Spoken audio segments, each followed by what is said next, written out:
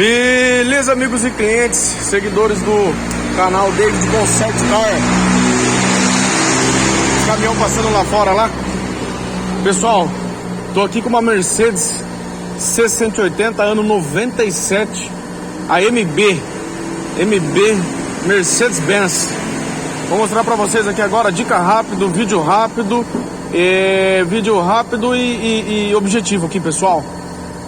Primeiramente peço para vocês curtir o canal, ativar o sininho aí para dar uma força pra gente, tá? Para divulgar o nosso canal aí pro pessoal, tá sempre ajudando nossos amigos aí. Ó que coisa mais linda. Isso aqui é a gasolininha, um cabeçotinho, câmbio manual, é bem simples isso aqui, viu, galera? Vou mostrar para vocês aqui como trocar o amortecedor dianteiro. Ó, onde ele é aqui, ó. Vendo a porquinha aqui?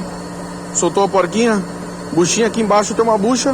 Aqui a arruela e aqui a porca. Às vezes tá com barulho, é essa bucha aqui que dá pau, tá vendo? Viu, galera?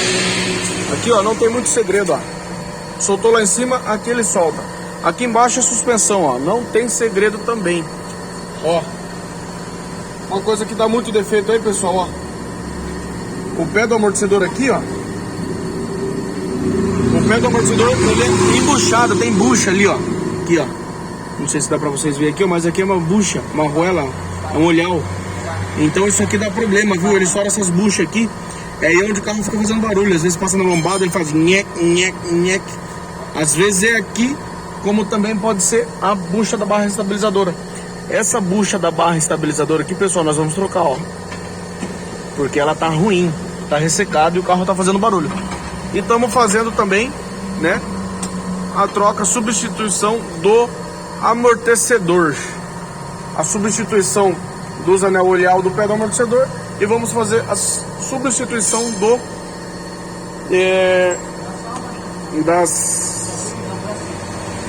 me fugiu agora, bucha da barra estabilizadora, tá? Então vamos lá, para você trocar esse amortecedor, antes de qualquer coisa, coloca o carro no elevador. Colocou o carro no elevador, você vai colocar um cavalete aqui embaixo, igual tá daquele lado lá, forçando aqui a bandeja.